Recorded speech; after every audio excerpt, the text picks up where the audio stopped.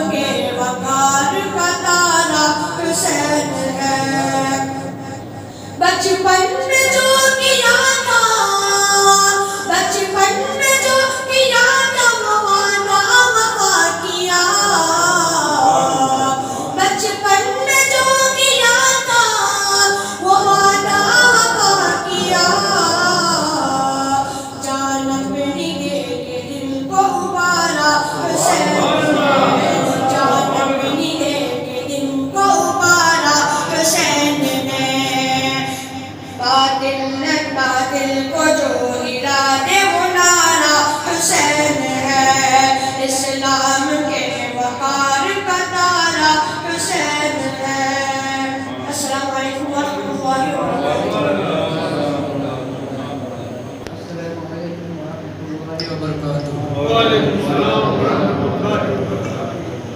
نبت سننے اور سنانے سے پہلے ایک بار درود شریف پڑھ لیجیے.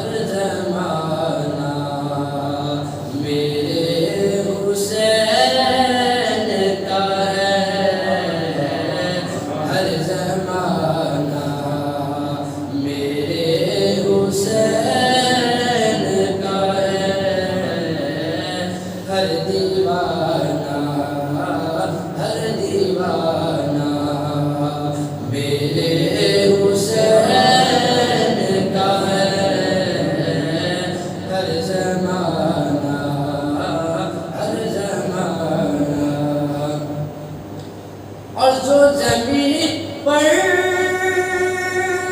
اناج اگتا ہے، اور جو زمین پر اناج اگتا ہے، دانا دانا دانا دانا میرے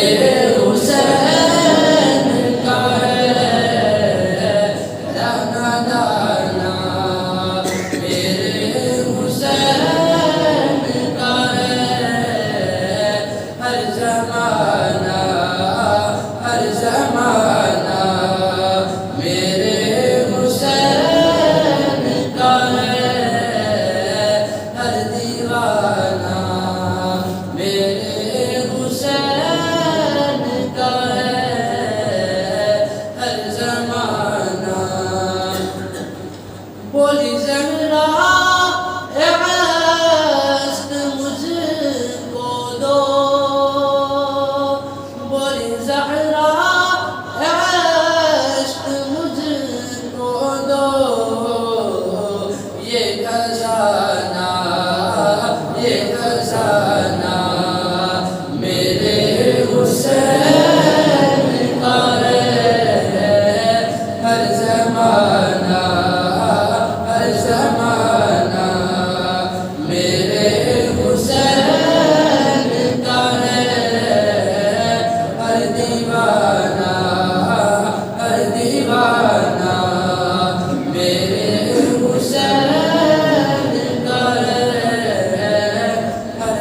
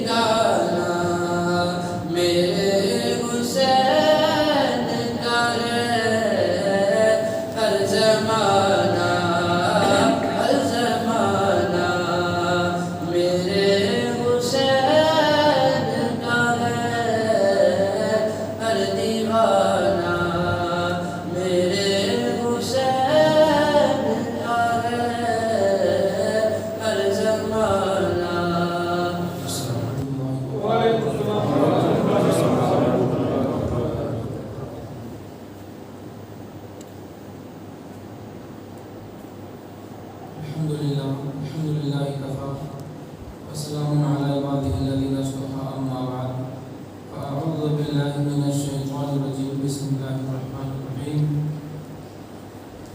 قال الله تبارك وتعالى في القرآن المجيد لا تحزن إن الله معنا وقال رسول الله صلى الله عليه وسلم أفضل البشر بعد الأنبياء بالتحقيق أبو بكر الصديق رضي الله تعالى عنه صدق الله العظيم وبلغنا رسوله النبي الأمين المطيع الوكيل الكريم ونحن على ذلك لمن الشاهدين والشاكرين والحمد لله رب العالمين. بآواز بلند درود پاک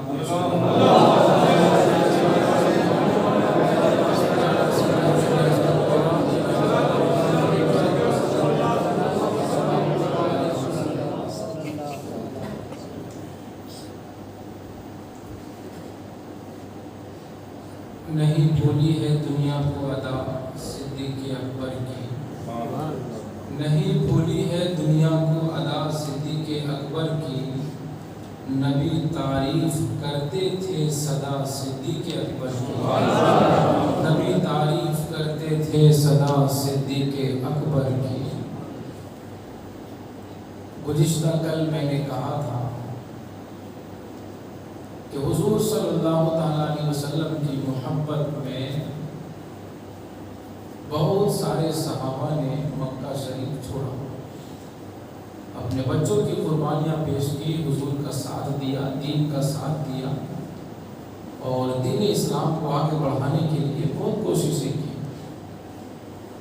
ابو بکر صدیق نے بھی وہ کام کیا، لیکن انبیاء کے بعد اس مخلوق میں سب سے افضل مرتبے والے ابو بکر صدیق کیسے ہو گئے؟ یہ کل میں نے کہا تھا، اس کا جواب انشاءاللہ آج میں دوں گا۔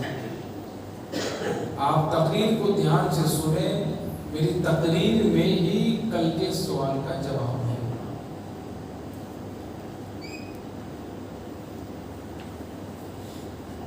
اللہ تبارک و تعالیٰ قرآن کریم میں ارشاد فرماتا ہے کہ اپنی جانوں پہ ظلم نہ کرو۔ انسان پیسے سے محبت کرتا ہے، اولاد سے محبت کرتا ہے اور سب سے بڑھ کر اپنی جان سے محبت کرتا ہے۔ اور یہ حدیث شریف میں بھی ہے کہ اپنی جان کو بچاؤ۔ اگر جان جا رہی ہو اور پیاس لگی ہو، پانی نہ ہو، شراب موجود ہو اور یقین ہو کہ شراب پینے سے جان بچ جائے گی، تو اس صورت میں بھی جان کو بچانے کے لیے شراب پینا جائز ہے۔ اگر کوئی آپ کی گردن پہ تلوار رکھ کے کہے کہ کلمہ کفر بولو ورنہ گردن مار دی جائے گی، ایسے وقت میں بھی زبان سے کلمہ کفر بول دے اور اپنی جان کو بچانا ضروری ہے۔ جان سے محبت کرو۔ اگر آپ کی جان جا رہی ہو تو نماز کو مؤخر کر دینے کا حکم ہے کہ اگر جان جانے والی ہو تو نماز کو مؤخر کرو، اپنی جان کی پرواہ کرو۔ اگر آپ کی جان جانے والی ہے، آپ کی جان خطرے میں ہے، تو روزے کو مؤخر کر دو، وہاں بھی روزہ کو چھوڑ دیا جائے گا، اپنی جان کو بچانے کی اجازت دی جائے گی۔ اگر آپ کی جان جانے والی ہو تو حج کو مؤخر کر دیا جائے گا۔ یعنی جتنے احکام ہیں سب کو مؤخر کرو، اپنی جان کو پہلے بچاؤ۔ یہ تو اللہ کی عبادت کی بات ہے کہ جہاں اللہ کی عبادت ہو تو اپنی جان کو بچاؤ، عبادت بعد میں کرو۔ لیکن جب باری آتی ہے مصطفیٰ جان رحمت صلی اللہ علیہ وسلم کی عظمت کی، تو اللہ تبارک و تعالیٰ قرآن کریم میں ارشاد فرماتا ہے کہ اپنی جان سے بھی بڑھ کر مصطفیٰ سے پیار کرو۔ اور میرے آقا فرماتے ہیں، عمر فاروق نے آقا سے عرض کیا، یا رسول اللہ، میں اپنی اولاد، اپنی دولت، اپنے رشتہ دار، اپنے ماں باپ، سب سے زیادہ آپ سے پیار کرتا ہوں سوائے میری جان کی۔ تو ان کو چونکہ معلوم نہیں تھا تو میرے آقا نے ارشاد فرمایا اے عمر لا یؤمن احدکم حتی اکون احب الیہ من والدہ وولدہ والناس اجمعین۔ اے عمر اس وقت تک کوئی مومن ہو ہی نہیں سکتا جب تک کہ وہ اپنی اولاد، اپنے جان، اپنے مال، اپنے ماں باپ، اپنے رشتہ دار سے زیادہ مصطفیٰ سے پیار نہ کرے۔ یعنی اپنی جان سے بھی بڑھ کر حضور کو چاہنا ہے، اپنی جان سے بھی بڑھ کر حضور سے محبت کرنی ہے۔ تو آؤ دیکھو ان صحابہ میں وہ کون ایسے صحابہ ہیں جس نے اپنی جان سے بھی بڑھ کر میرے نبی سے پیار کیا ہے، اپنی جان سے بھی زیادہ حضور کو چاہا ہے۔ آپ لے لو ایک واقعہ، ہجرت کا ہی واقعہ لے لو۔ جب ہجرت کی رات آتی ہے تو میرے آقا رات کی تنہائی میں جب سارے کفار مکہ سو گئے، میرے نبی اپنے حجرے سے نکلتے ہیں، ہاتھوں میں کنکریاں لیا پھینک دیے، 80 کافر باہر کھڑے ہیں، 40 کافر کھڑے ہیں اور نبی کے انتظار میں ہے، لیکن وہاں سے نبی نکل گئے، کسی کو دکھے نہیں اور سیدھے ابوبکر صدیق کے دروازے پہ گئے۔ عاشق ہو تو ایسا رات کے اس تاریکی میں، اس اندھیری میں اگر میرے آقا دستک دیتے تو کافروں کو آواز پہنچ جاتی، وہ لوگ پیچھے آتے۔ ابوبکر صدیق دروازے پہ کھڑے تھے، جو ہی میرے آقا قریب گئے تو اس آقا کی خوشبو سے ابوبکر صدیق پہچان گئے، دروازہ فوراً کھول دیا۔ میرے آقا نے پوچھا ابوبکر اب تک سوئے نہیں ہو؟ میں نے تو آواز بھی نہیں دی، تم نے دروازہ کیسے کھول دیا؟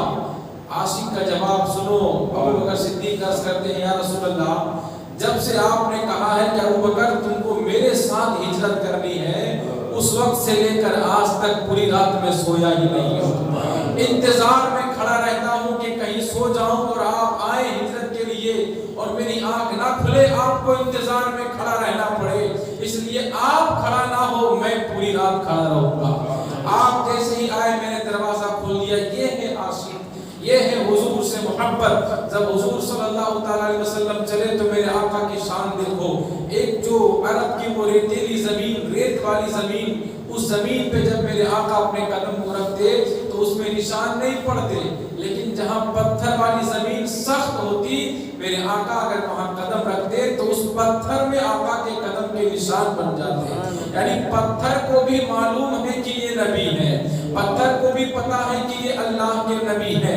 اس ہجرت کا مقام دیکھو، 5000 سے زائد فٹ اوپر وہ غار ثور ہے۔ ابوبکر صدیق آقا کی محبت میں کبھی آگے دوڑتے کبھی پیچھے دوڑتے۔ کل کے سوال کا جواب ایک ایک واقعات میں آپ سنو، آگے پیچھے دائیں بائیں۔ آقا نے پوچھا ابوبکر یہ آگے پیچھے دائیں بائیں کیوں دوڑ رہے ہو؟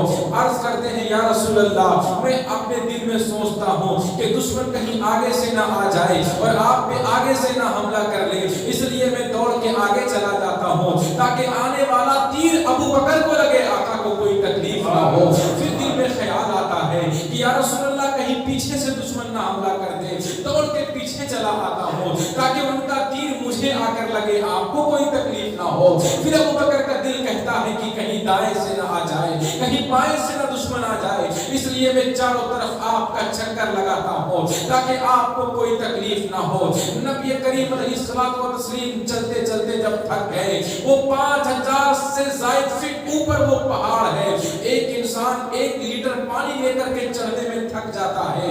جو لوگ تارا گڑھ پہاڑ پہ گئے ہیں وہ پیدل چل کے چڑھے، ان سے پوچھو کتنی تکلیف ہوتی ہے، اور تارا گڑھ کا راستہ تو تھوڑا ہموار ہے یعنی برابر میں ہے، مگر غار ثور جا کر کے دیکھو، جس نے دیکھا ہے اس سے پوچھو، آپ اگر قریب میں کھڑے ہو کر دیکھو اس کی اونچائی اتنی ہے کہ سر سے ٹوپی گر جائے۔ اس اونچائی والے پہاڑ میں ابوبکر صدیق اکیلے نہیں، اپنے کاندھے پہ مصطفیٰ جان رحمت کو بٹھا کر اس پہاڑ پہ چڑھ جاتے ہیں، اس پہاڑ کے غار تک پہنچ جاتے ہیں۔ لوگوں نے عشق میں پوچھا اے ابوبکر صدیق یہ تو بتا، انسان اونچائی میں چڑھتا ہے تو تھک جاتا ہے، تم نبی کی بوجھ کو لے کر کے کیسے چڑھ گئے؟ تم نبی کے وزن کو لے کر کیسے اتنا اونچائی پہ چڑھ گئے؟ عاشق کا جواب سنو، ابوبکر صدیق کی بارگاہ سے آپ کو جواب ملے گا۔ اے پوچھنے والوں سنو سنو، ارے ہاں یہ بات صحیح ہے، انسان اونچائی پہ چڑھتا ہے تو تھک جاتا ہے، لیکن میں نے اپنے کاندھے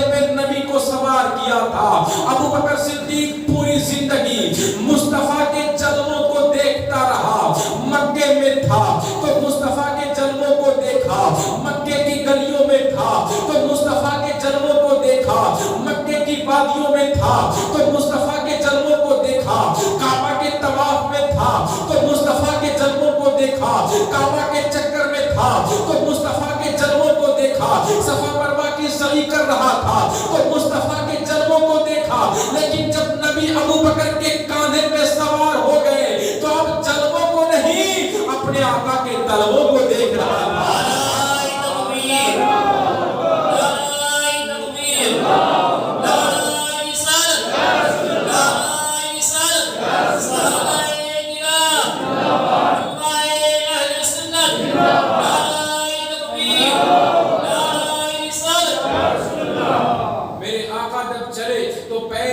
निशान पड़े। अबू बकर सिद्दीक ने कहा कांधे पे बिठाकर तलवों को मैं चूमता रहा, कब वो ऊंचाई तय हो गई मुझे पता भी नहीं चला। अचानक मैं गार के ऊपर पहुंच गया।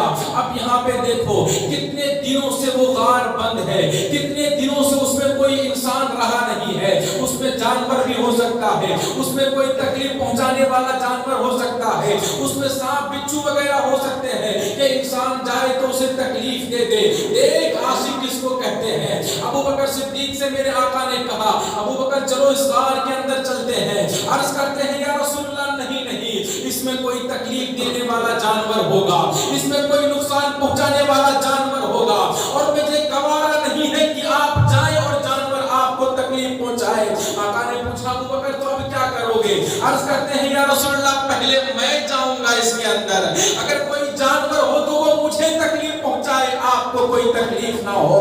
ये है अपनी जान से बढ़कर मुस्तफा से मोहब्बत। अबू बकर सिद्दीक अंदर चले गए, गार को साफ करते हैं, कितने दिनों से उसमें कोई गया नहीं है।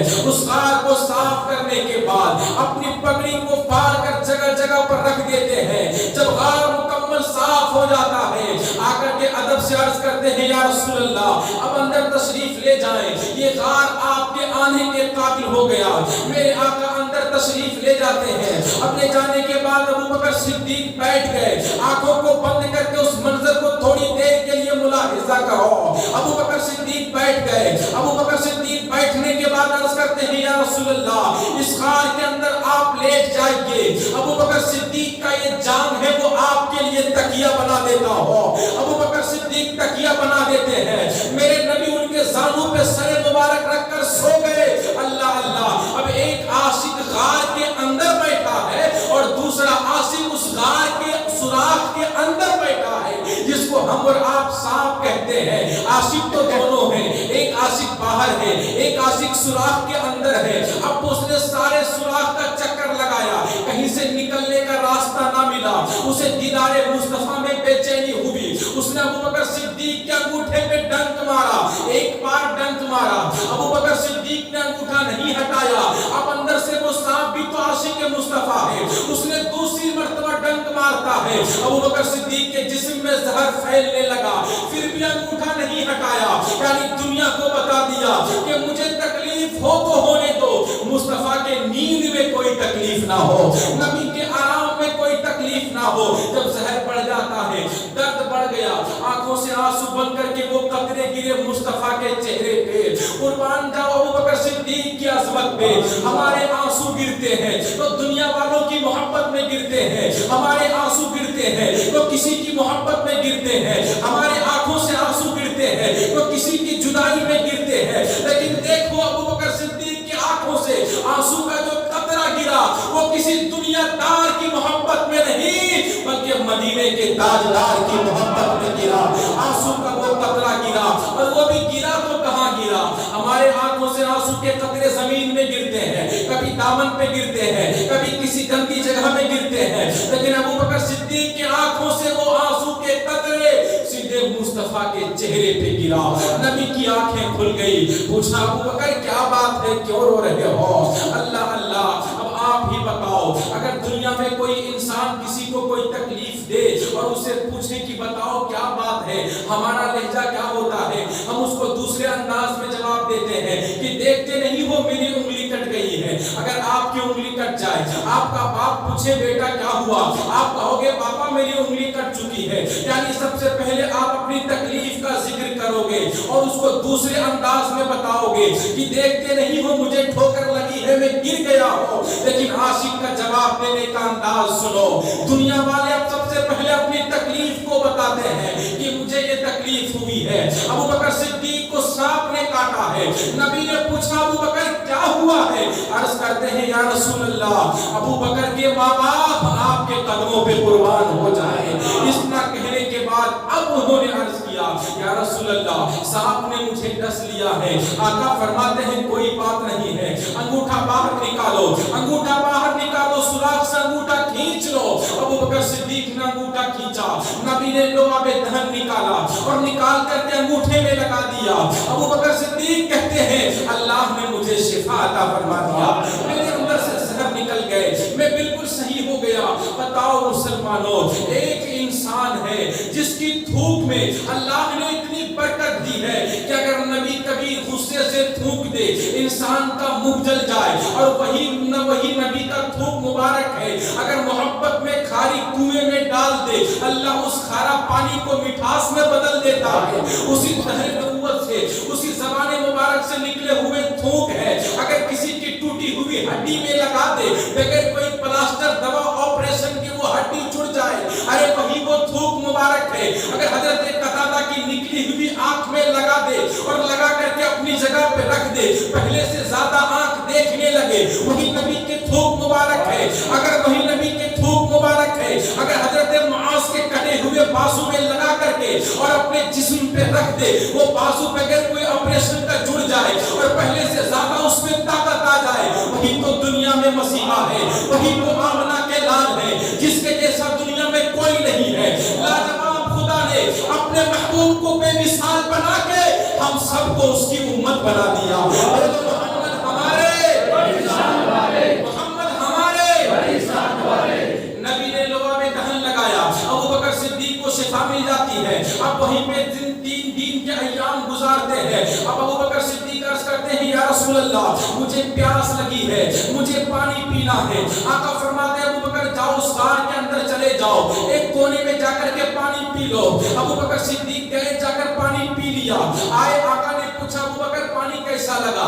عرض کرتے ہیں یا رسول اللہ ابو بکر نے آج تک اتنا خوبصورت اتنا میٹھا پانی پیا ہی نہیں ہے. آقا کیا ہے؟ میرے آقا فرماتے ہیں ابو بکر وہ کوئی دنیا کا پانی نہیں, وہ جنت کا پانی تھا, وہ جنت کا پانی ہے. اب ذرا غور سے سننا, ابو بکر صدیق کی محبت دیکھو. اب تمام کافر چلتے چلتے اس غار کے پاس پہنچ گئے. اس دنیا میں سب سے کمزور اگر کوئی ہے تو وہ مکڑی کا جالا ہے. مکڑی کا جالا پھونک مارو تو ٹوٹ جائے, لیکن اللہ نے اپنے محبوب کی حفاظت اسی کمزور مکڑی کے جالے کے ذریعے کی ہے. حضرت علی کی طاقت اپنی جگہ, تمام صحابہ کرام کی قربانیاں حضور کو بچانے کے لیے اپنی جگہ, لیکن اللہ یہ دکھانا چاہتا ہے کہ دیکھو میں جب بچانے پہ آ جاؤں تو تم جسے پھونک سے اڑا دو اس کمزور مکڑی کے جالے سے میں اپنے محبوب کی حفاظت کر سکتا ہوں. اسے حفاظت کی. کافر آگے, وہ غار ایسا تھا کہ اگر اندر والے کو دیکھنا ہو تو آپ کو جھکنا پڑے گا. جب تک جھکو گے نہیں تب تک غار کے اندر والا کوئی نظر نہیں آئے گا. تمام کافر آئے, دیکھ کے چلے گئے, کوئی جھکا نہیں. جب جھکا نہیں تو پھر حضور کو دیکھا نہیں. تو یہ پتا چلا کہ حضور کو دیکھنے کے لیے اور حضور کو اپنانے کے لیے جھکنا پڑے گا. جھکو گے تو پھر آپ کو کچھ فیض ملے گا. لیکن جب کافر چڑھے, ابو بکر صدیق گھبرائے, عرض کہ یا رسول اللہ یہ لوگ آ گئے, اب کیا ہوگا؟ تو میرے آقا نے ارشاد فرمایا لا تحزن ان اللہ معنا. اے ابو بکر گھبراؤ نہیں, اللہ ہمارے ساتھ ہے. ان اللہ معی, اللہ میرے ساتھ. حضور نے نہیں فرمایا کہ صرف میرے ساتھ ہے, معنا ہم دونوں کے ساتھ ہے. ہم دونوں کے ساتھ اللہ ہے, یعنی ہم دو ہیں اور تیسرا میرا خدا ہے. وہ اس غار کی اہمیت میں بتاؤں. ایک مرتبہ ام عائشہ صدیقہ رضی اللہ تعالی عنہا بیٹھی ہے, میرے حضور ام عائشہ کے زانو مبارک پہ سر انور رکھ کے سو رہے ہیں. رات میں چاند کی چاندنی پھیلی ہے, ستارے بھی جگمگا رہے ہیں. ام عائشہ نے پوچھا کہ یا رسول اللہ آسمان میں ستارے کتنے ہیں؟ کیا ان ستاروں کے تعداد کے برابر کسی کی نیکی ہو سکتی ہے؟ میرے آقا نے فرمایا ہاں نیکی ہے. کہا کس کی؟ کہا عمر کی نیکی ہے. بولو سبحان اللہ.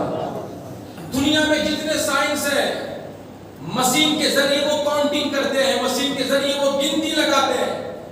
ان سے پوچھو کہ اتنے کم سمے میں, اما عائشہ نے پوچھا کہ کتنے تارے ہیں؟ حضور نے فرمایا کہ اس کے برابر کسی کی نیکی ہے. کہا عمر کی نیکی ہے. یعنی اتنے کم سمے میں آسمان کے تاروں کو بھی گن لیا, عمر کی نیکیوں کو بھی گن لیا. ہے دنیا میں کوئی ایسا آپ کے پاس مشین یا ایسا کوئی آلہ کہ اتنے کم سمے میں آپ گن لو؟ اور وہ بھی انسان کبھی نیکی ظاہر میں کرتا ہے, کبھی چھپ کے کرتا ہے. آپ 5 وقتہ نماز پڑھو, ہم دیکھ سکتے ہیں کہ آپ 5 وقتہ نمازی ہو, لیکن رات کے 2 بجے اٹھ کے گھر میں تہجد کی کتنی رکعت پڑھے یہ ہمیں معلوم نہیں ہے. آپ رات میں اٹھ کر کے کتنے قرآن کی تلاوت کیے یہ ہمیں معلوم نہیں ہے. آپ بند کمرے کے اندر کتنی تسبیح کیے, کتنے بار اللہ کا ذکر کیا, نبی پہ درود پڑھا, یہ مجھے معلوم نہیں ہے. کچھ عبادت ظاہری ہے, کچھ عبادت باطنی ہے, لیکن یہ ہمارے اور آپ کی نگاہوں میں پردے ہیں. یہ ہمارے لیے غیب ہو سکتے ہیں, یہ ہم نہیں جان سکتے ہیں, لیکن یہ کائنات کے مسیحا ہیں. اللہ نے ان کو اپنا محبوب بنا کر بھیجا ہے اور ساری کائنات کا علم دے کر بھیجا ہے. اور جو بندہ اعمال کرتا ہے مصطفیٰ کو اس اعمال کی بھی خبر ہے. تب تو نبی نے کہا تھا کہ عمر کی نیکیاں آسمان کے ستاروں کے برابر ہے. ہے دنیا میں کوئی ایسا انسان جو اتنے جلدی میں گنتی کر کے بتا دے؟ مگر اما عائشہ کا پوچھنے کا مقصد کچھ اور تھا. اس نے کہا یا رسول اللہ پھر میرے ابو بکر, میرے باپ ابو بکر کی نیکی کا حال کیا ہے؟ تو سن اس غار ثور کی بات کو. میرے آقا نے فرمایا اے عائشہ, عمر کی ساری زندگی کی نیکیاں ایک طرف, ابو بکر کی اس غار ثور کی نیکیاں ایک طرف. اس ایک رات کی نیکی عمر کی ساری زندگی کی نیکیوں پہ باری ہے. آپ سمجھ سکتے ہو کیسی محبت کی ہوگی, کس طرح سے حضور کا ساتھ دیا ہوگا. ابو بکر صدیق نے, میرے آقا فرماتے ہیں کہ کل قیامت کے دن اللہ کی بارگاہ میں عرض کروں گا, مولا دنیا میں تیرے مصطفیٰ کی جس نے مدد کی ہے, جس نے احسان کیا, میں نے سب کے احسان کا بدلہ دنیا میں دے دیا, لیکن ایک تیرا بندہ ابو بکر ہے جس کا احسان میں یہاں لے کر تیری بارگاہ میں آیا ہوں. اس کا احسان کا بدلہ تو ہی عطا کر. آقا فرماتے ہیں کہ سب کے احسان کا بدلہ میں نے چکایا, ابو بکر صدیق کے احسان کا بدلہ میرا رب عطا فرمائے. میرا رب کل قیامت میں دے گا. جتنا نفع ابو بکر کے مال نے مجھے دیا, کسی کے مال نے اتنا نفع نہیں دیا. یہ کون ہے ابو بکر صدیق رضی اللہ تعالی عنہ؟ جنگ بدر کے موقع پہ حضور کا جب خیمہ لگا, جھوپڑی لگی, تو بات آئی کہ کافر آنے والے ہیں, اس پوری رات اس خیمے کا پہرا کون دے گا, کون حضور کی رکھوالی کرے گا, کون پوری رات اس خیمے کے باہر تلوار لے کر کھڑا رہے گا. تمام صحابہ کرام چپ ہیں. ابو بکر صدیق کھڑے ہو کر عرض کرتے ہیں کہ میں پہرا دوں گا, میں تلوار لے کر کھڑا رہوں گا پوری رات ننگی تلوار لے کر کے. اور ابو بکر صدیق اس حضور کے خیمے کے باہر کھڑے رہے. عرض کیا آقا آپ چین سے سو جائیں, آپ کا غلام پوری رات آپ کی محبت میں جاگتا رہے. یہ آپ کو معلوم ہے, یہ آپ نے بارہ سنا ہوگا کہ اب حضرت بلال کا جو آقا تھا وہ بہت حضرت بلال کو کلمہ پڑھنے کے بعد مارتا تھا. میرے آقا کو خبر ہوئی, میرے آقا نے فرمایا ابو بکر جاؤ اور بلال کو خرید کے آزاد کر دو, اسے بہت تکلیف ہوتی ہے. میرے آقا نے فرمایا کہ ابو بکر جب خریدنے جاؤ گے بلال کو تو مجھ سے بھی کچھ پیسہ لے لینا. غلام ہو تو ایسا جس کو خریدے خود میرے مصطفیٰ نے, کہا مجھ سے بھی پیسہ لے لینا. ابو بکر صدیق کے ساتھ میں ایک پڑھا لکھا گورا غلام بھی تھا, وہ چلا اور جب جانے کے بعد پہنچا ابو بکر حضرت بلال ابو بکر حضرت بلال کے مالک کے پاس, تو اس نے کہا کہ یہ آپ پیسے لے لو اور حضرت بلال کو آزاد کر دو. تو اس کے مالک نے کہا کہ اچھا موقع ہے. اس نے کہا کہ اس کالے کروٹے ان پڑھ غلام کے بدلے میں تمہارے ساتھ جو پڑھا لکھا گورا غلام ہے وہ دینا ہوگا. تو ابو بکر صدیق نے کہا کہ ہمیں یہ سودا منظور ہے. کہا ساتھ میں 1000 دینار بھی دینا ہوگا. کہا ہمیں وہ سودا منظور ہے، 1000 دینار بھی دیا اور یہ پڑھا لکھا خوبصورت گورا چٹان غلام بھی دے دیا، اس کے بدلے میں کالا کروٹا غلام ان پڑھ خرید لیا۔ اور جب وہ خرید کر کے بدصورت غلام آنے لگا تو لوگوں نے کہا اور خود اس کے مالک نے کہا ابو بکر تم تو تجارت میں بہت مہارت رکھتے ہو، تم نے اب تک کبھی نقصان نہیں اٹھایا، تم نے اب تک کبھی گھاٹا نہیں اٹھایا، تم نے اس کالے کلوٹے غلام کو خرید کر کے اور اپنے خوبصورت غلام کو بیچ کر کے تم نے بہت بڑا نقصان اٹھایا ہے۔ ابو بکر صدیق نے جواب دیا تمہیں معلوم نہیں ہے، ابو بکر نے پوری زندگی میں اگر سب سے زیادہ کبھی نفع والا کام کیا ہے تو بلال کو خرید کر ہی کیا ہے، بلال کو خرید کر ہی نفع والا کام کیا ہے۔ کہا وہ کیسے؟ کہا سنو سنو، ارے میرا غلام ہے، اس کے دل میں مصطفیٰ کی محبت نہیں تھی اور کالا کلوٹا بلال ہے، اس کے دلوں میں میرے مصطفیٰ کی محبت ہے۔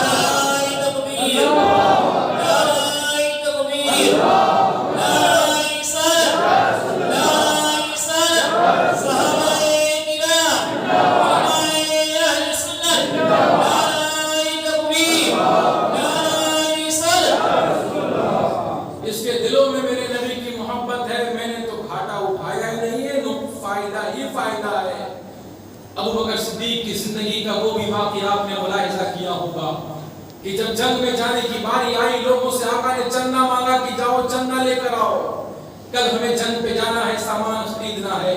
عمر فاروق کہتے ہیں کہ میں نے سوچا میرے پاس دولت تھی، جیت جاؤں گا، اس عاشق سے آگے بڑھ جاؤں گا، لیکن دیکھیں عاشق کا انداز سب سے الگ ہوتا ہے۔ جب عمر فاروق نے مثال کے طور پہ آپ کے پاس 50 کروڑ ہو، اس کو 2 حصوں میں بانٹو تو 25 کروڑ بہت زیادہ ہوتا ہے۔ عمر فاروق کہتے ہیں میں نے گھر کے ساری دولت کو 2 جگہوں میں تقسیم کیا، آدھا رکھا، آدھا حضور کی بارگاہ میں لا کر رکھ دیا۔ ابو بکر صدیق کی باری آئی تو دیکھو سوال کا انداز بدل گیا۔ عمر فاروق سے میرے آقا نے پوچھا عمر کیا لائے ہو، عمر کیا لائے ہو؟ انہوں نے عرض کیا آقا 2 حصہ کیا، آدھا آپ کی بارگاہ میں، آدھا بال بچوں کے لیے۔ باری آئی ابو بکر صدیق کی تو آقا کے سوال کا انداز بدل گیا، یہ نہیں پوچھا کہ ابو بکر کیا لائے ہو، آقا نے پوچھا ابو بکر گھر والوں کے لیے کیا چھوڑ آئے ہو، گھر والوں کے لیے کیا چھوڑ آئے ہو؟ عرض کرتے ہیں آقا گھر میں جو کچھ تھا سب اٹھا کر لے کے آیا ہوں، یہاں تک کہ گھر کا جھاڑو بھی اٹھا کے لے کے چلا آیا، اپنے جسم میں جو کپڑا تھا وہ بھی اٹھا کے لے کے چلا آیا، یہ ٹاپ کا کپڑا پہن کر آیا ہے۔ آقا نے پوچھا گھر والوں کے لیے چھوڑا کیا ہے؟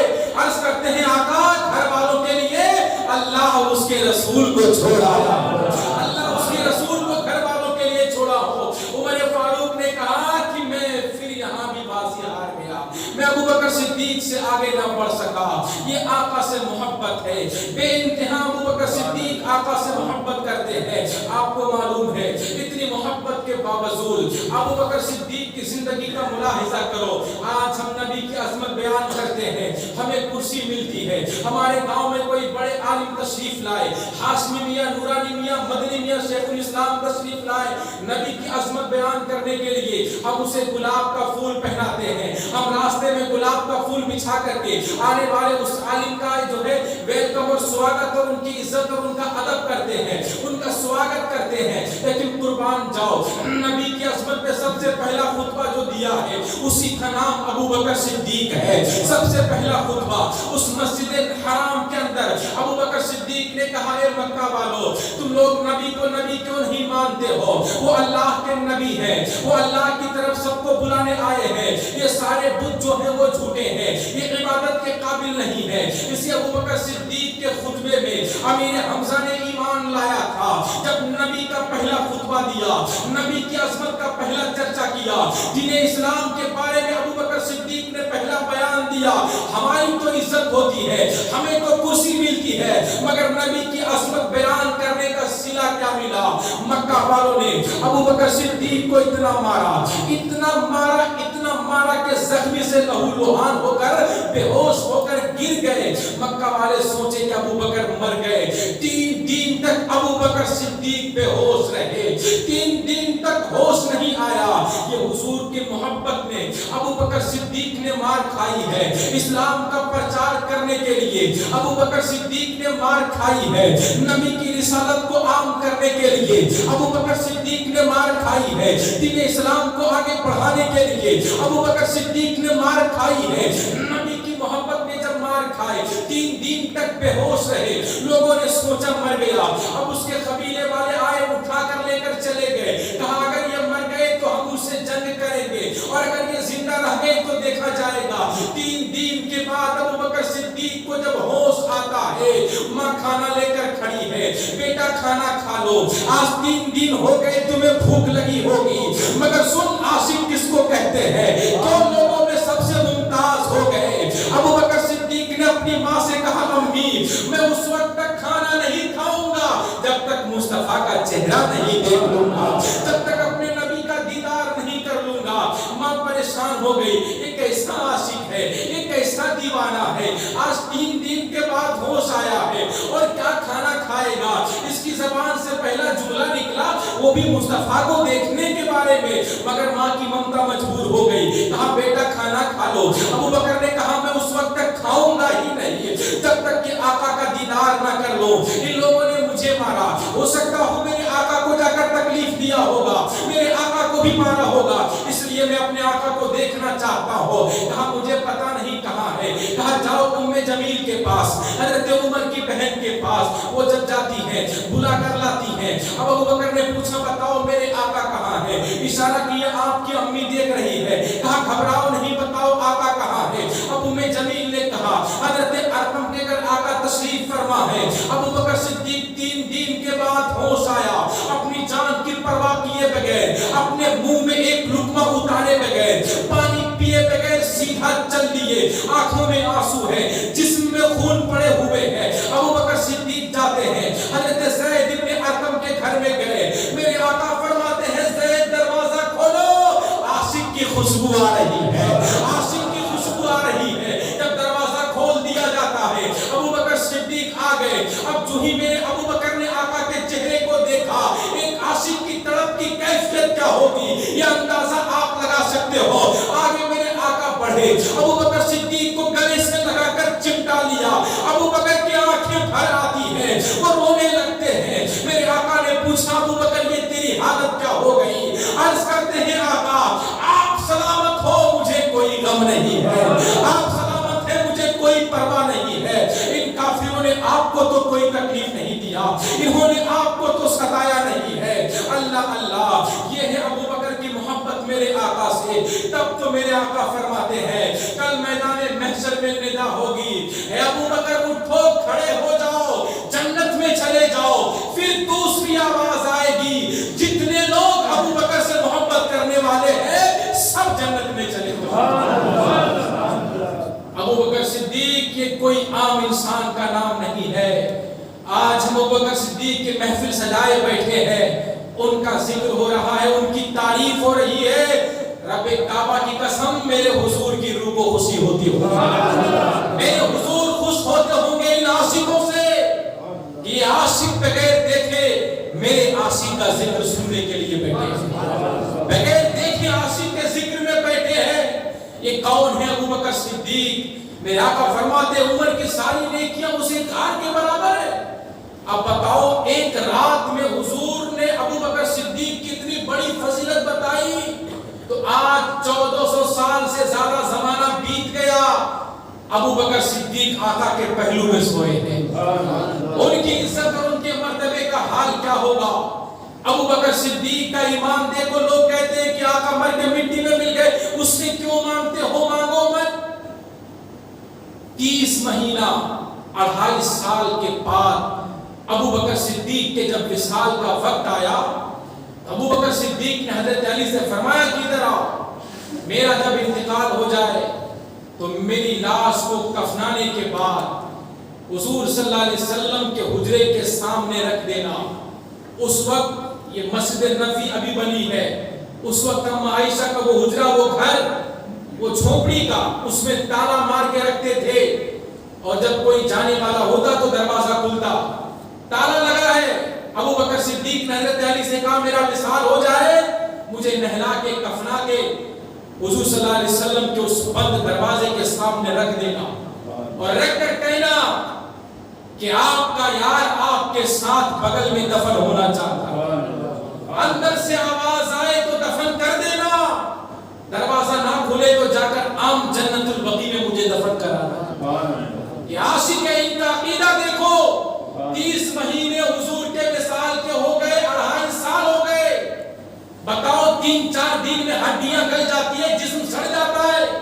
یہ 30 مہینے کے بعد ابو بکر صدیق کہہ رہے ہیں کہ جو قبر کے نیچے ہیں ان سے مانگو، ارے پوری زندگی تو اوپر رہے تو مانگنا جائز ہے، آج وہ اندر گئے تو بھی مانگنا جائز ہے، ان سے مانگو۔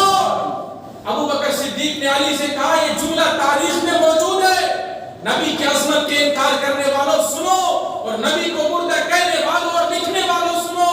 30 مہینے کے بعد ابو بکر صدیق کا انتقال ہو گیا، دروازے پہ تالا لگا ہے، نہلانے کے بعد کفرانے کے بعد تمام صحابہ کرام کھڑے ہیں، آسمان نے بھی یہ منظر دیکھا، اللہ کے فرشتوں نے بھی دیکھا، لا کر جنازہ دروازے کے باہر رکھ دیا گیا۔ اب آپ بتاؤ کوئی اندر ہو تو وہ اندر سے دروازہ بند کرتا ہے تو اندر سے کھولتا ہے، اور کوئی اندر بند ہو آپ باہر سے کنڈی لگا دو تو اندر سے کھول سکتا ہے؟ وہ اندر میں رہنے والا آدمی باہر سے کوئی لاک کر دے نہیں کھول سکتا۔ حضور کے 30 مہینے ہو گئے، وصال کو قبر انور کے اندر سوئے، دروازہ باہر سے بند ہے، تالا لگا ہے۔ صحابہ نے دیکھا کہ جب علی نے جنازہ رکھ کے عرض کیا الصلاۃ والسلام علیک یا رسول اللہ، آپ کا یار آپ کے بغل میں دفن ہونا چاہتا ہے، لکھنے والوں نے لکھا کہ تالا کھلا اور دروازہ بھی کھلا۔ بولو سبحان اللہ، تالا بھی کھل گیا، دروازہ بھی کھل گیا، اور آواز آئی کہ حبیب کو حبیب سے لا کر ملا دو، حبیب کو حبیب کے پاس لا کر ملا دو۔ اب آپ سوچ سکتے ہو کہ جس کو اللہ کے رسول نے دنیا میں اتنی محبت کی تو مرنے کے بعد بھی آقا نے چاہا کہ مجھ سے جدا نہ ہو، وہ ہمارے ساتھ ہو جب تک کہ آقا دنیا میں رہے۔ صحابہ سے کہتے رہے یہ ابو بکر ہے، یہ عمر ہے، یہ ابو بکر نے کیا، یہ عمر نے کیا، یہ ابو بکر نے کہا، یہ عمر نے کہا، یہ ابو بکر آئے، یہ عمر آئے، یعنی پوری زندگی نبی نے ابو بکر عمر کا زبان پہ چرچا لاتا رہا، اور جب دنیا سے گئے ایک پہلو میں ابو بکر کو سلایا، دوسرے پہلو میں عمر فاروق کو سلایا، اور میرے آقا فرماتے ہیں کہ کل قیامت کے دن سب اپنی قبروں سے اٹھیں گے تو سب پریشان ہوں گے، میں اپنے دونوں ہاتھوں میں ابو بکر عمر کا ہاتھ لے کر اٹھوں گا اور دونوں کا ہاتھ پکڑ کر کے رب کے سامنے میدان محشر میں جاؤں گا۔ یہ تو وہ صحابہ ہیں، یہ تو وہ خلیفہ ہیں کہ جن کی زندگی کا کوئی مثال نہیں ہے۔ ابو بکر صدیق کے زندگی کا ملاحظہ کرو، اللہ کے اتنے چہیتے، اللہ کے رسول کے اتنے چہیتے، جب حضرت بلال کو انہوں نے خریدا، مکہ کے لوگوں نے کہا کہ ان کے اوپر بلال کا کوئی احسان ہوگا، تب تو اتنا خوبصورت غلام دے کر کالا کروٹا خرید لیا، لیکن دیکھو اللہ انہ علیم بذات الصدور، اللہ دلوں کے دھڑکنوں کو جاننے والا ہے، آپ کی زبان میں کیا ہے اور آپ کے دل میں کیا ہے اللہ اسے جانتا ہے۔ ابو بکر صدیق نے کس نیت سے اس بلال کو خریدا اللہ جانتا ہے۔ مکہ والے کہتے ہیں کہ کوئی احسان ہوگا، اللہ نے جبرائیل کو قرآن کی آیت دے کر بھیجا، اے جبرائیل جا کر کہہ دو ان مکہ والوں سے کہ ابو بکر کے اوپر بلال کا کوئی احسان نہیں تھا، ارے اس نے تو میری محبت میں اسے خریدا ہے، میرے مصطفیٰ کی محبت میں اسے خریدا ہے، مجھے راضی کرنے کے لیے اسے خرید کر آزاد کیا ہے۔ ابو بکر صدیق کتنی نیکیاں کرنے کے باوجود عمر فاروق کہتے ہیں کہ ایک رات میں نے دیکھا کہ کوئی شخص ننگے پیر چل رہا ہے مدینہ منورہ کی گلیوں میں رات کی تاریکی میں بھی اس کے پیچھے پیچھے ہو لیا، وہ جانے والا چادر میں لپٹا کبھی پلٹ کر پیچھے دیکھتا، میں چھپ جاتا، پھر میں دیکھا کہ ایک عورت کے گھر پہ ہو گیا، اور جانے کے بعد کچھ دیر کے بعد نکلا اور واپس فجر کی نماز کے لیے پلٹ گیا۔ میں کل اس سے پہلے اس گھر میں پہنچ گیا، جا کر دروازہ کھولا تو کیا دیکھا، بوڑھی عورت بیٹھی ہے، بوڑھی عورت بیٹھی ہے تو چلنے سے اپائز ہے، گھر کا کام کاج کچھ نہیں کر سکتی۔ میں نے اس سے پوچھا کہ یہ بتاؤ ہر دن وہ آنے والا کون ہے؟ وہ آ کر یہاں کیا کرتا ہے؟ اس بوڑھی عورت کی آنکھوں میں آنسو آ گئے، کہا دنیا میں میرا کوئی نہیں ہے، وہ آنے والا کوئی اور نہیں مصطفیٰ کا خلیفہ ابوبکر صدیق ہے، میرے نبی کے عاشق ابوبکر صدیق ہے، وہ ہر دن آتے ہیں، میرے گھر کا برتن دھلتے ہیں، گھر میں جھاڑو لگاتے ہیں، پانی بھر دیتے ہیں، مجھے کھانا کھلا کر واپس چلے جاتے ہیں۔ ایک دن ابوبکر صدیق آئے، عمر فاروق ٹاک میں تھے، جب یہ واپس جانے لگے فجر کی نماز کے لیے تو عمر فاروق جلدی سے آگے بڑھے اور کاندھے پہ ہاتھ رکھ کے فرمایا بھائی جان کہاں جا رہے ہیں؟ ابوبکر صدیق نے پلٹ کر جب دیکھا کہ عمر فاروق ہے اس رات کے اندھیرے میں، اس رات کی تاریکی میں، کہا میں نماز پڑھنے کے لیے جا رہا ہوں۔ عمر فاروق کی آنکھوں میں آنسو آ گئے، کہا آپ ان کی خدمت کرنے کے لیے جاتے پیروں میں چپل کیوں نہیں پہن لیتے؟ اے اللہ کے بندو، اللہ کو راضی کرنے والے ایسے بندے دنیا میں آئے۔ ابوبکر صدیق کا جواب سنو، عمر نے پوچھا چپل کیوں نہیں پہنتے؟ تو ابوبکر صدیق نے کہا کہ چپل پہنوں گا اور پہن کے چلوں گا تو چلنے کی آواز آئے گی اور اس آواز سے لوگ اٹھ جائیں گے، اٹھ کے مجھے دیکھ لیں گے کہ میں نیکی کرتا ہوں، میں ایک بڑھیا کی خدمت کرتا ہوں، اس لیے میں چاہتا ہوں کہ میں جب ننگے پیر چلوں تو مجھے کوئی دیکھ نہ سکے، میرے اس عمل کو صرف میرا اللہ دیکھتا ہے، میں اس کی رضا کے لیے کام کرتا ہوں۔ بتاؤ مسلمانوں، ایسا بندہ جس کے دل میں اللہ کا خوف اتنا ہو، جو اللہ سے اتنا ڈرتا ہو، یہ ابوبکر صدیق کون ہے؟ بہت مالدار تھے اور زمانہ جہالت میں یہ پڑھے لکھے انسان تھے اور بہت مالدار کیونکہ تجارت کرنے والے تھے، لیکن جب سے انہوں نے کلمہ پڑھا حضور کی غلامی میں آئے تو ایک ایک پیسہ حضور کے قدموں پہ نچھاور کر کے ابوبکر صدیق غریب ہو گئے، پہننے کا کپڑا بھی نہیں تھا، وہ کھجور کی جو پتے کی جو چادر ہوتی ہے کپڑا ہوتا ہے اسے لپیٹ لیتے اور بٹن کی جگہ میں کانٹا لگا لیتے۔ تو مکے والوں نے تانا دیا یہ کیسا اتنا بڑا اور اتنا پیسے والا آدمی، یہ جب سے محمد کا کلمہ پڑھا یہ غریب ہو گیا، دیکھو محمد کی غلامی کا یہی صلہ ملتا ہے کہ بادشاہت عیش و آرام کو چھوڑ کر غربت والی زندگی گزارنی ہوگی۔ ابوبکر صدیق نے وہ کپڑا پہنا، ایک بار اتفاق سے وہی ٹاٹ والے لباس پہن کر کے اور میرے آقا کی بارگاہ میں آگے، آقا نے پوچھا ابوبکر یہ کیا لباس پہنے ہو؟ ابوبکر صدیق کی آنکھوں میں آنسو آ گئے، عرض کیا یا رسول اللہ کپڑے تھے وہ دھونے کے لیے رکھ دیا، اب کپڑا ہی نہیں ہے، ایک ہی کپڑا ہے، اب میرے دل کو تڑپ ہوئی کہ میں آپ کے چہرے کا دیدار کروں، مجھ سے رہا نہ گیا، میں نے یہی ٹاٹ والا کپڑا پہن کے جلدی سے بٹن کی جگہ پہ کانٹے لگا کر آپ کی بارگاہ میں آپ کا چہرہ دیکھنے کے لیے آ گیا۔ میرے آقا دیکھ کر مسکرا دیے کہ عاشق ہو تو ایسا ہو، دیوانہ ہو تو ایسا ہو۔ جبریل امین آئے، لکھنے والوں نے لکھا ہے کہ جبریل امین آئے تو جو لباس اور جو ڈریس جو یونیفارم ابوبکر صدیق پہنے تھے وہی لباس جبریل امین پہنے تھے، وہی کپڑا وہی بٹن کی جگہ پہ وہی کانٹے ابوبکر صدیق کے دیکھ کر کے جبریل امین نے وہی ٹاٹ والا لباس پہنے۔ آقا نے پوچھا کہ جبرائیل یہ تو میرا دیوانہ ہے، اس نے میری محبت میں مال خرچ کر کے غریب ہو گیا، ارے تم کیوں یہ لباس پہنے ہو؟ تو جبریل امین نے عرض کیا یا رسول اللہ آپ کا یہ دیوانہ ہے، آپ کی محبت میں اس نے سب کچھ لٹایا ہے اور آپ کی محبت میں اس نے آج یہ کپڑا پہنا ہے اور بٹن کی جگہ پہ کانٹے لگائے ہیں، اللہ کو یادہ اتنی پسند آئی کہ آج آسمان کے سارے فرشتے اسی لباس کو پہنے ہیں، اسی لباس کو پہنے ہیں، اللہ اسے پسند فرماتا ہے اور اللہ ان کو سلام کہتا ہے۔ ابوبکر صدیق کی آنکھوں میں آنسو آ گئے، آقا نے پوچھا ابوبکر روتے کیوں ہو؟ عرض کرتے ہیں یا رسول اللہ میں بھی آپ کا ہوں، میرا مال بھی آپ کا ہے، یہ اللہ کا احسان ہے کہ اس نے مجھے سلام بھیجا ہے۔ یعنی کہنے کا مطلب یہ ہے کہ اپنی جان سے زیادہ اور اپنے ایک ایک خون کے قطرے سے زیادہ ٹوٹ کر کے ابو بکر صدیق نے میرے آقا سے محبت کی ہے، میرے آقا کو چاہا ہے۔ انشاءاللہ تبارک و تعالی ابو بکر صدیق کی فضیلت بیان کرتے زندگیاں گزر جائیں گی مگر ان کی فضیلت ختم نہیں ہوگی۔ آخری بات، ایک مرتبہ حضرت علی نے فرمایا، ابو بکر صدیق نے فرمایا کہ اے علی، میں نے اپنے آقا کی زبانی سنا ہے کہ کل میدان محشر میں حوض کوثر کے پاس حضرت علی بیٹھ کر کے اور اپنے ہاتھوں سے سب کو کوثر کا جام پلائیں گے۔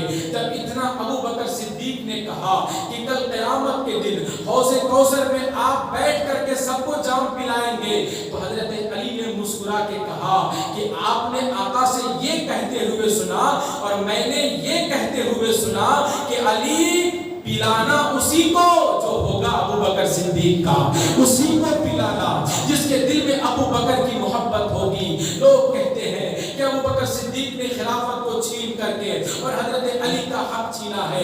نہیں نہیں مسلمانوں، آپ تاریخ کا مطالعہ کرو، جب تک ابو بکر صدیق دنیا میں رہے کبھی ان دونوں میں اختلاف نہیں ہوا، کبھی ان دونوں میں جھگڑا نہیں ہوا، کبھی ان دونوں میں آپس میں کوئی قسم کے رنج و ملال نہیں ہے۔ میرے آقا ارشاد فرماتے ہیں کہ اس دنیا میں آسمان کے سورج نے کبھی ایسے شخص پہ طلوع نہ کیا ہو جو انبیاء کے بعد ابو بکر صدیق سے افضل ہو۔ میرے آقا فرماتے ہیں کہ کل قیامت میں جنت کے 8 دروازے ہیں، ہر کوئی چاہتا ہے کہ میں اس دروازے سے داخل ہو جاؤں، میں اس سے داخل ہو جاؤں، میں اس سے داخل ہو جاؤں۔ دنیا کا انسان یہ چاہتا ہے کہ میں اس سے داخل ہو جاؤں، اس سے داخل ہو جاؤں، اس جنت میں جاؤں، یعنی سب جنت میں جانے کی تمنا کرتے ہیں، لیکن واحد ایک ابو بکر صدیق کی شخصیت ہے کہ جنت کی تمنا کرتی ہے کہ کاش ابو بکر میرے اندر آ جائے، کاش ابو بکر میرے اندر آ جائے، کاش ابو بکر میرے اندر آ جائے۔ آپ سوچ سکتے ہو انہوں نے پوری زندگی کو کون ایسا کام کیا کہ جنت بھی جس کے آنے کو مشتاق ہے، جنت بھی جس کے قدم کو چومنے کے لیے تیار ہے۔ تو مسلمانوں، ہمیں اور آپ کو بھی چاہیے کہ ہم اور آپ بھی صحابہ کرام کے نقش قدم پر چلے، ان سے سچی محبت کریں، جان سے بھی زیادہ ان سے محبت کریں۔ ابو بکر صدیق نے سکھایا کہ ہر مقام پہ، ہر جگہ، ہر چیز سے زیادہ میں نے اپنے آقا سے محبت کی ہے۔ اللہ کی بارگاہ میں دعا ہے کہ اللہ تبارک و تعالی ہم سب کو بھی اپنی جان سے زیادہ، سب سے زیادہ اپنے محبوب سے محبت کرنے کی توفیق عطا فرمائے۔ اللہ تبارک و تعالی ہمارے اس بیان کی غلطیوں کو معاف فرمائے۔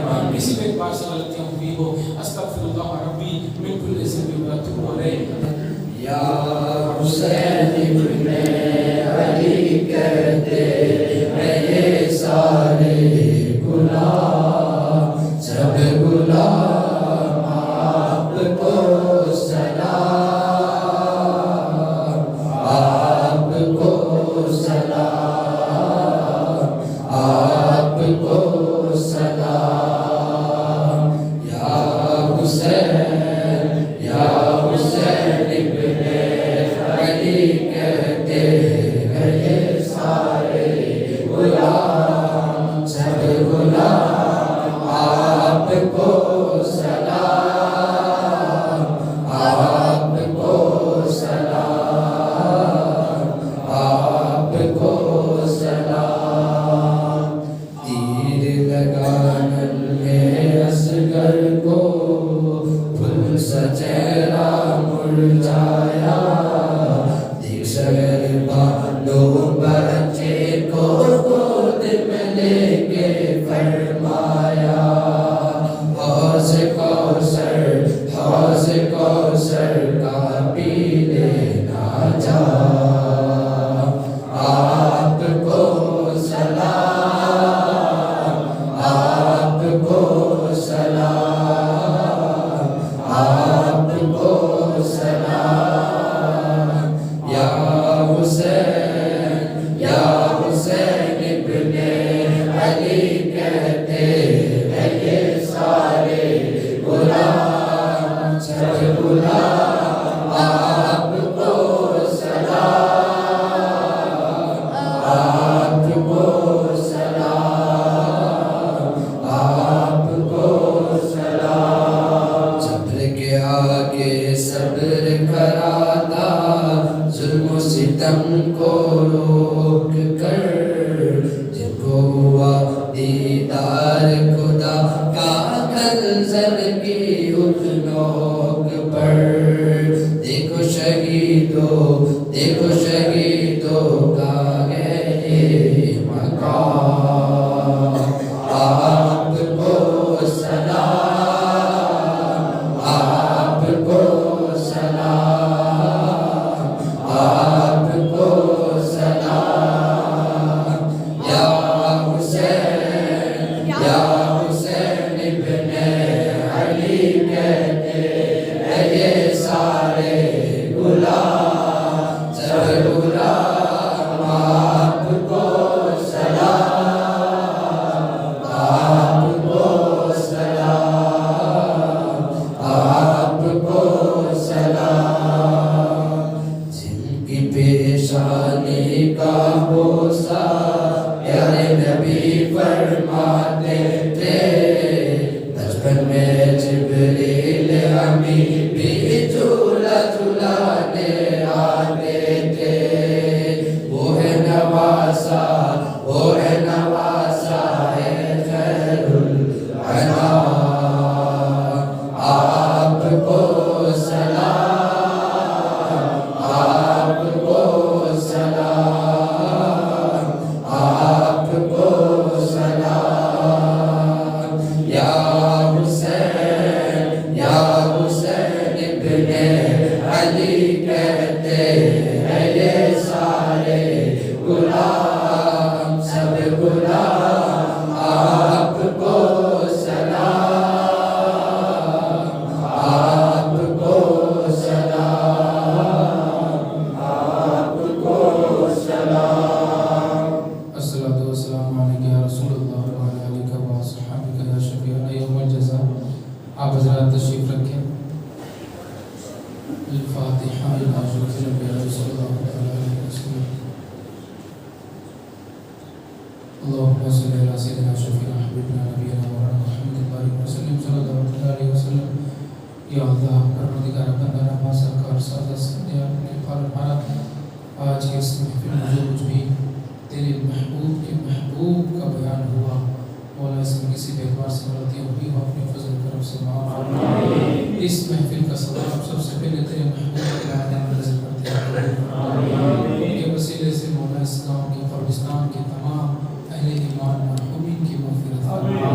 सबको करबल कर जन्नत नसीब फरमा। आका हुसैन की मोहब्बत में याकूब भाई कारा ने आज के शिरनी का एहतमाम किया है और उनकी खिदमत को कबूल फरमाए। आका हुसैन के सदक़े में उनकी रोज़ी में उम्र में कारोबार में बरकत अता फरमाए। शोहदाए करबला के सदक़े में उनके वालिदैन को करबल कर जन्नत नसीब फरमाए। उनके मरहूमीन को जन्नतुल फिरदौस में आला से आला मुकाम अता फरमाए। या अल्लाह हर साल ये सेवा वाले अपनी मेहनत की कमाई से तेरे महबूब के नवाज़े की मोहब्बत में महफिल सजाते हैं, गाँव वालों को खाना खिलाते हैं, काफ़ी बेशुमार पैसा भी खर्चा करते हैं मोहब्बत में। या अल्लाह इन सब की इस खिदमत को कबूल फरमाए। मौला सबके रोज़ी में बरकतें अता फरमाए, सबके कारोबार में बरकतें अता फरमाए। मौला इनकी महफिल की बरकत से इस गाँव में आने वाली बलाओं को दूर फरमाए, आने वाली मुसीबतों को दूर फरमाए, जानलेवा बीमारियों से सबकी हिफाजत फरमाए। इस दुआ में कोई बीमार हो उन्हें शिफा अता फरमाए। मौला बच्चे बीमार हैं उन्हें शिफा अता फरमाए। जिनके वालिदैन बीमार हैं उन्हें शिफा अता फरमाए। जो बेरोजगार हैं उन्हें हलाल रोज़ी अता फरमाए। जो बे औलाद है आका हुसैन के सदक़े में उन्हें साहिबे औलाद बनाए, उन्हें साहिबे औलाद बनाए। मौला आने वाले मुहर्रमुल हराम से पहले पहले जो हमारी माँ बहनें अब तक के जो बे औलाद हैं, मौला उनकी गोद आका हुसैन के सदक़े में भर दे। मौला फातिमा ज़हरा के सदक़े में उनकी गोद भर दे। मौला उन्हें भी औलाद जैसी अजीम नेमत से माला माल फरमाए। या अल्लाह जनाब मोहम्मद मास्टर साहब जनाब ने आका हुसैन की मोहब्बत में पैसा दिया, मौला उनकी खिदमत को कबूल फरमाए। उन्हें सेहत और तंदुरुस्ती अता फरमाए, उनकी अहलिया को सेहत और तंदुरुस्ती अता फरमाए। मौला चटाक फैमिली खानदान से जितने भी अहले ईमान मरहूमीन दुनिया से गए मौला सबकी मग़फ़िरत फरमा, सबों को करवट करवट जन्नत नसीब अता फरमा, उनके बच्चे बाहर रहते हों उनकी रोज़ी में बरकत अता फरमा, उनकी जान माल इज़्ज़त आबरू की हिफाजत फरमा, सेवा से जितने लोग बाहर रहते हों या अल्लाह सबों की जान माल इज़्ज़त आबरू की हिफाजत फरमा। जिस तरह से वो लोग सही सलामत अपने वतन को छोड़ कर गए अपने वतन सही सलामत वापस आने की तौफीक अता फरमा, मोमिन कामिल बना, ईमान की हालत में दुनिया में जिंदा रख, ईमान की हालत में मौत नसीब अता फरमा।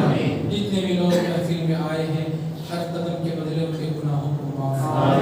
इन्नल्लाह व मलाइकतहु युसल्लूना अलन नबी या अय्युहल्लज़ीना आमनू सल्लू अलैहि व सल्लिमू तस्लीमा।